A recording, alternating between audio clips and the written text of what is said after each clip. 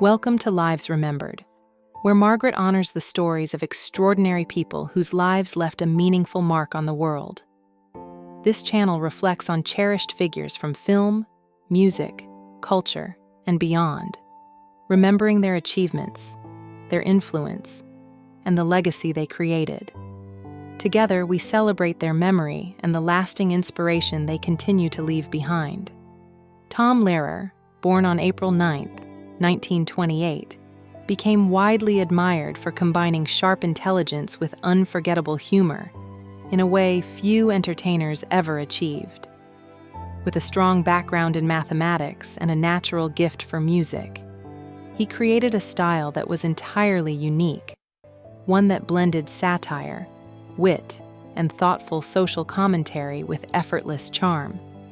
His songs were not only entertaining, but also remarkably clever, encouraging audiences to laugh while reflecting on politics, culture, and everyday life.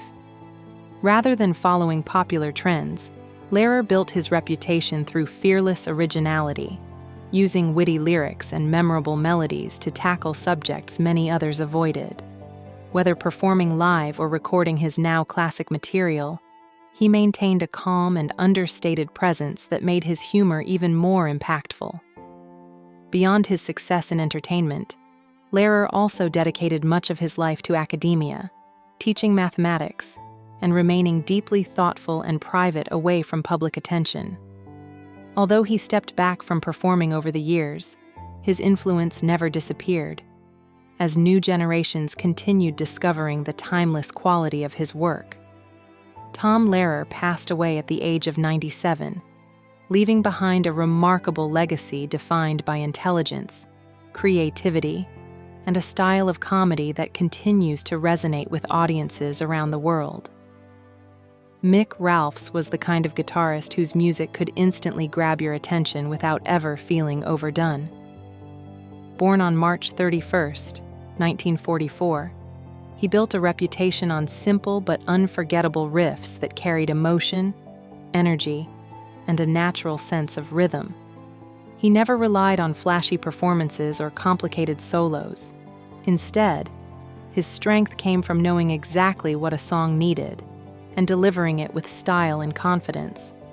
He first gained recognition with Mott the Hoople, helping the band create a sound that stood out during an exciting era in rock music. Later, with Bad Company, his songwriting reached an even bigger audience. Tracks like Can't Get Enough and Feel Like Makin' Love became timeless rock classics, driven by Ralph's clean guitar work and memorable melodies. What made his playing special was the balance he brought to every song. His riffs felt powerful without being overwhelming, giving the music room to breathe while still leaving a lasting impact. That approach helped shape the sound of classic rock for generations. Mick passed away at the age of 81, but his influence remains strong. His music still captures the spirit of an era when a great guitar riff could become unforgettable. Lonnie Anderson, born on August 5, 1945, became one of television's most recognizable stars through her unforgettable role as Jennifer Marlowe on WKRP in Cincinnati. Known for her sharp comedic timing, confidence, and effortless charm, Anderson brought a fresh and memorable presence to television during the late 1970s and early 1980s. Her performance helped redefine how women were portrayed in sitcoms, blending glamour, intelligence, and humor in a way that resonated deeply with audiences. Her work on WKRP in Cincinnati earned widespread praise and multiple award nominations, making Jennifer Marlowe one of the most iconic television characters of the era. Beyond that role, Anderson built a career that stretched across film, television, and stage productions, consistently leaving audiences with performances filled with warmth, wit, and personality. Off-screen, she was admired for her resilience and openness through both personal and professional challenges. She also used her public platform to support causes she cared deeply about, earning respect beyond the entertainment world. Lonnie Anderson passed away just days before her 81st birthday, but her influence on television and popular culture continues to endure. For generations of fans, she remains a symbol of confidence, humor, and timeless style, an actress whose work continues to entertain and inspire audiences around the world. 25 years ago, the music world lost Joey Ramone, a voice whose influence continues to resonate far beyond his lifetime. Though he passed away at just 49, his impact on modern music remains impossible to ignore. As the unmistakable frontman of Ramones, Joey helped redefine rock music with a sound that was raw, fast, and unapologetically honest. At a time when music was becoming increasingly polished, the Ramones stripped everything back to pure energy and emotion, helping lay the foundation for punk rock as the world came to know it. What began in the small, crowded clubs of New York soon evolved into a global cultural movement. Their music inspired generations of artists, encouraging outsiders, dreamers, and rebellious young voices to pick up instruments and express themselves without fear. Joey's presence on stage, awkward, fearless, and deeply authentic, became a symbol of individuality and creative freedom. In 2002, the Ramones were inducted into the Rock and Roll Hall of Fame, recognizing the lasting influence they had on music and culture. Yet Joey Ramone's true legacy lives far beyond awards or recognition. It survives in every distorted guitar chord, every rebellious lyric, and every artist brave enough to speak honestly through music. His story remains proof that even a brief life can leave an echo powerful enough to shape generations and turn noise into something timeless, human, and unforgettable. The music world recently said a gentle goodbye to musician Crofts, who passed away at the age of 85. He was best known as one half of the soft rock duo Seals and Crofts, a group that brought a calm, reflective sound to popular music during the 1970s. Instead of chasing loud trends, Crofts helped create songs that felt warm, emotional, and easy to connect with. Alongside Jim Seals, he created timeless tracks like Summer Breeze, Diamond Girl, and Get Closer. These songs weren't just popular hits. They carried a peaceful, storytelling style that made listeners feel relaxed and nostalgic. His soft vocals and skill with instruments like guitar and mandolin added a unique warmth that defined their sound. Even now, Crofts' music continues to live on. His songs still bring a sense of calm and remind people of simpler, quieter moments in life. Though he is gone, the peaceful spirit he brought to music remains, quietly staying with fans across generations. The story of Simon Cowell is often told as a rise-from-nothing tale, but it is more complicated than simple success. In 2020, he suffered a serious electric bike accident that broke and fractured parts of his back, requiring surgery and long recovery. It forced him to reassess not only his physical limits, but also the pace at which he had lived his life for decades. Years later, he would experience another fall, reinforcing a reality he could no longer ignore. Time. No matter how much control he exerted over television careers and global franchises, could not be negotiated with. Yet the physical injuries are only the visible layer of a much longer story. Behind the public image of the sharp-tongued talent judge lay a man shaped by emotional distance, professional collapse, and relentless reinvention. His influence over modern entertainment, through shows like American Idol, The X Factor, and Britain's Got Talent, is undeniable. But the emotional cost of building that empire is often overlooked.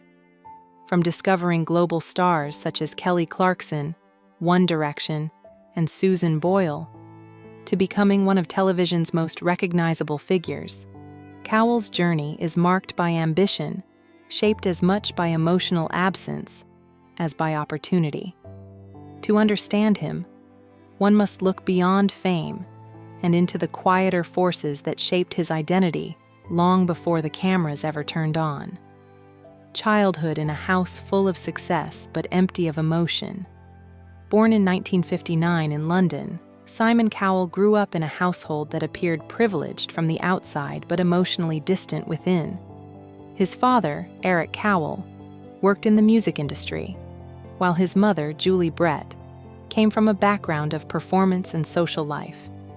Despite the professional success surrounding him, Cowell often described his upbringing as emotionally cold. Praise was rare, affection was indirect, and expectations were high. He attended private schools but struggled with authority, discipline, and academic structure.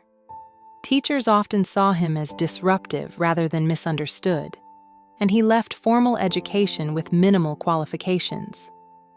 The emotional tone of his early life became a defining force. He later reflected that approval was something he had to earn, rather than something freely given. This absence of emotional validation did not disappear as he grew older. Instead, it shaped his drive for recognition in adulthood. Even as a child, he learned that attention, positive or negative, was preferable to invisibility. That psychological imprint would later become central to his approach in entertainment, where judgment, criticism, and visibility would define both his career and his public identity. The early music industry years and learning the system. Cowell's entry into the music industry began at the bottom, working in the mailroom of EMI Music Publishing. It was not a glamorous position, but it placed him inside the machinery of the industry he desperately wanted to understand. Rather than seeing it as a dead-end job, he used it as a form of education, observing how records were developed, promoted, and sold. Over time, he moved into junior A and R roles, learning how executives decided which artists were worth investment and which were not. These early years taught him a lesson he would repeat throughout his career. Success in entertainment was rarely about pure talent alone. It was about timing, packaging, and mass appeal. He began to recognize a gap between critical approval and commercial success, noticing that what industry insiders respected did not always match what audiences bought. This realization shaped his future philosophy. He eventually left EMI and attempted to build his own label, stepping into entrepreneurship with confidence, but limited experience in long-term sustainability. Still, these early steps gave him something crucial: a working understanding of how the entertainment business truly functioned beneath its polished surface. Collapse, bankruptcy, and the return to his starting point. Cowell's early entrepreneurial venture eventually collapsed under financial pressure. His independent label struggled to maintain momentum, and changing music trends left many of its releases commercially irrelevant. By the end of the 1980s, he faced significant financial loss and professional uncertainty. The experience forced him to return temporarily to his parents' home, a reversal that carried deep emotional weight. For someone who had briefly tasted independence and authority, returning to dependency felt like a public and private failure. Yet this period also became a turning point. Instead of abandoning the industry, he re-entered it with a more pragmatic mindset. He began consulting for record companies and focusing less on artistic idealism and more on market performance. He studied what sold consistently rather than what critics praised. This shift marked a psychological transformation. Ambition remained, but it became grounded in commercial realism. Cowell later described this era as one where he stopped trying to impress industry elites and started focusing entirely on audience behavior. It was a difficult reset, but it laid the foundation for everything that would follow in his career. Building a formula based on audience, not approval. During the 1990s, Cowell began to refine his approach to music production and artist development. Working with acts that often received skepticism from critics, he focused on creating commercially viable performers rather than critically acclaimed ones.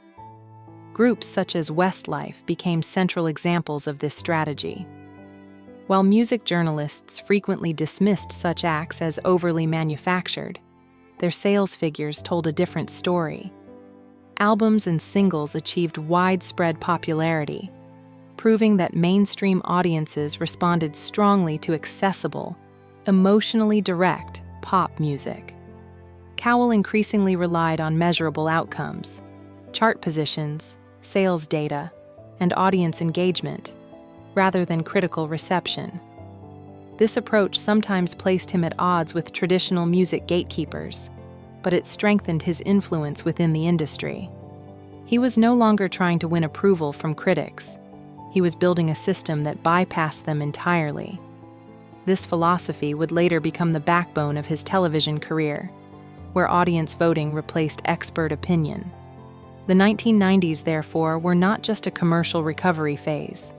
They were a period of strategic redefinition, where Cowell learned how to align entertainment production with mass participation. The breakthrough of television and reinvention of judgment. The early 2000s marked Cowell's transition from music executive to global television personality. His role as a judge on Pop Idol introduced him to a wider audience and established the persona that would define his public identity. Unlike traditional talent show judges who offered encouragement, Cowell became known for direct, often blunt criticism. When the format evolved into American Idol, his influence expanded dramatically. The show became a cultural phenomenon, drawing millions of viewers and turning contestants into international celebrities.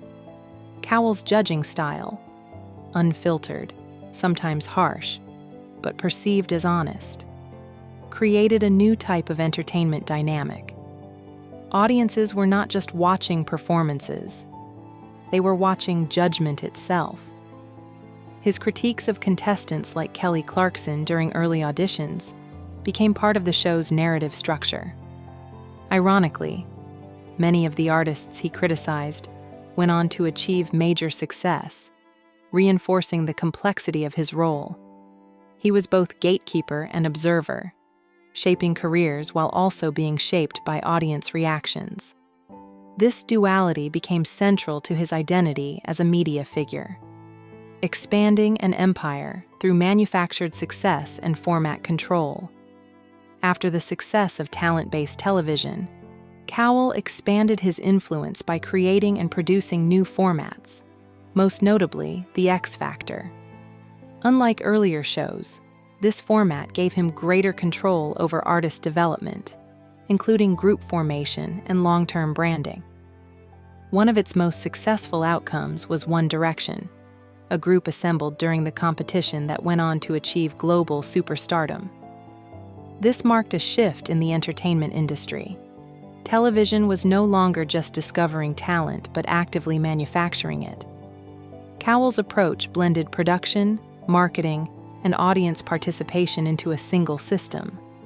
Critics often argued that such acts were engineered rather than organically formed, but commercial success reinforced the model. The format also allowed him to expand internationally, licensing versions of the show across multiple countries. His influence was no longer limited to the UK or US. It became a global entertainment infrastructure.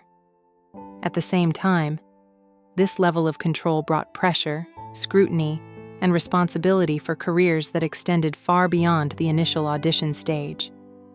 Global talent shows and the power of emotional storytelling. With the launch of Britain's Got Talent and later international adaptations, Cowell helped redefine televised entertainment by widening the definition of talent.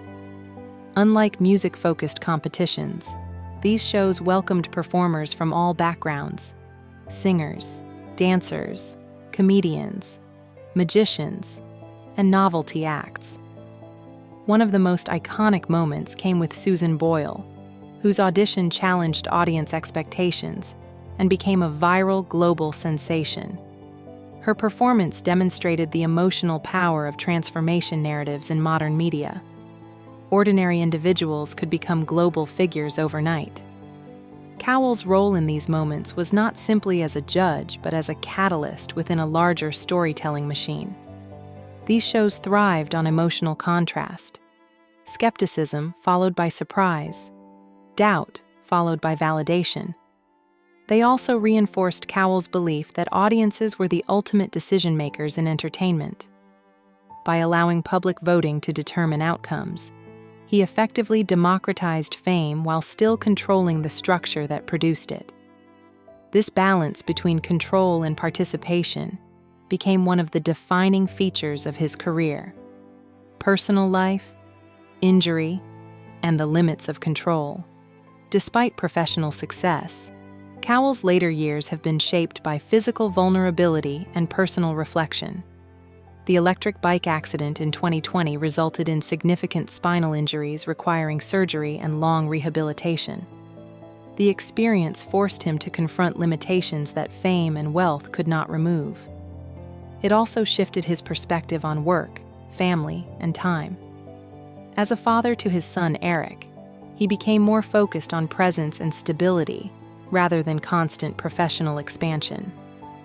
Publicly, he remained active in television, but his priorities subtly changed.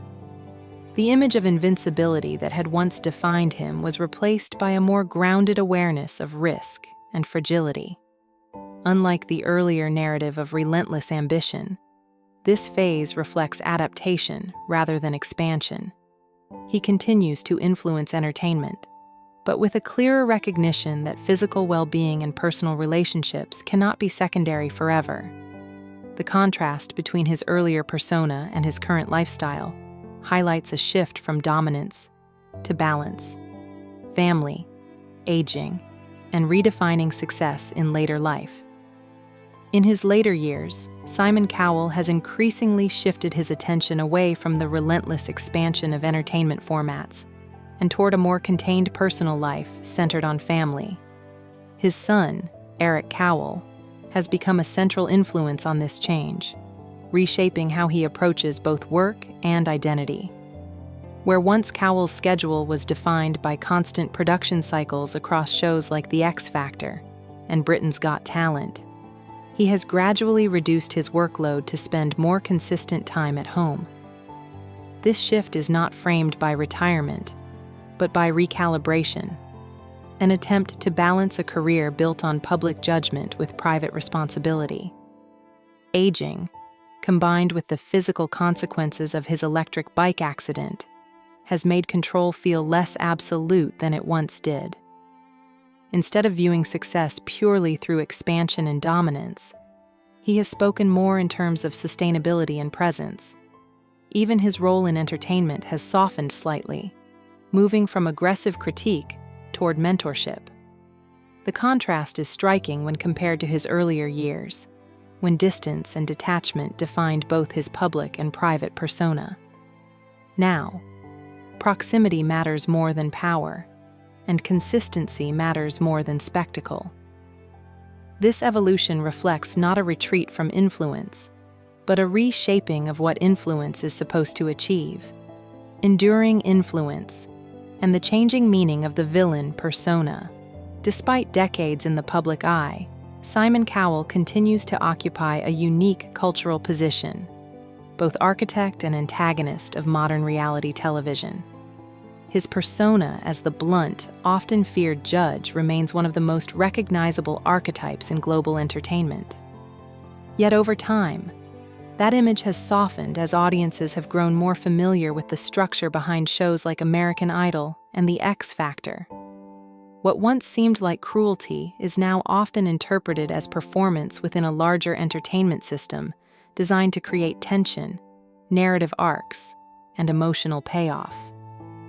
The careers he helped launch, including those of One Direction and Susan Boyle, continue to define his legacy more than any single critical remark.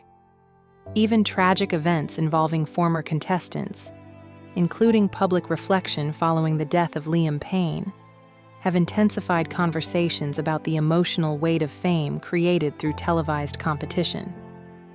At the same time, Cowell's influence has become embedded in global entertainment infrastructure itself, with talent show formats still replicated worldwide. The villain judge label, once central to his identity, now functions more as cultural shorthand than literal description. What remains is a paradox. A man criticized for harshness who helped define the emotional language of modern television, where vulnerability, judgment, and aspiration are inseparably linked. Reinvention, legacy, and the changing nature of fame. Cowell's legacy is complex because it exists at the intersection of creation and criticism. He helped shape modern reality television, transformed talent discovery into a global industry, and played a direct role in launching multiple international stars. At the same time, his methods have often been debated, particularly his emphasis on marketability over artistic purity. Yet his impact on entertainment structure is undeniable. Shows like American Idol and The X Factor redefined how audiences engage with performance, turning viewers into active participants rather than passive observers. His career demonstrates how media can evolve when commercial strategy and emotional storytelling intersect. Over time, Cowell transitioned from being seen purely as a harsh critic to a more reflective industry figure who understands both the cost and reward of visibility.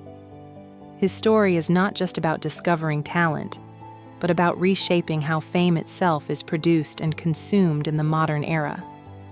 Conclusion: a life defined by visibility. After years of being unseen, the journey of Simon Cowell is ultimately a study in contrast: invisibility versus recognition, failure versus control, criticism versus influence. From a childhood marked by emotional distance to a career built on judging others in front of millions, his life reflects a continuous negotiation with approval. His success in shaping global entertainment through shows like American Idol, The X Factor, and Britain's Got Talent shows how deeply he understood audience psychology. Yet behind the empire lies a more personal story of resilience shaped by setbacks, including financial collapse, professional rejection, and physical injury. Rather than a simple rise to power, his career is better understood as repeated reinvention in response to loss. Even today, his influence persists in how talent is discovered and consumed globally.